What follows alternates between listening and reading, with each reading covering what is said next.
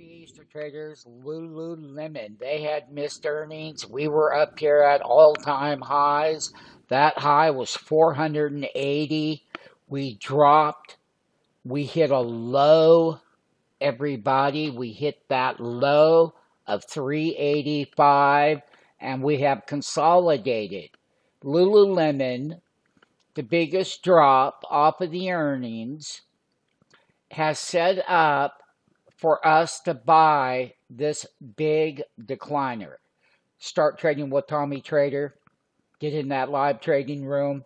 Learn how to buy oversold stocks that are leadership stocks like Lululemon. Lululemon's earnings didn't come in. However, Lululemon is on sale.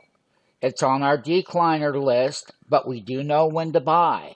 So sign up, get in on these big purchases. Let us guide you through the big victory of 2024. How to buy oversold stocks that are leadership stocks. Lululemon on our buy list. Start now.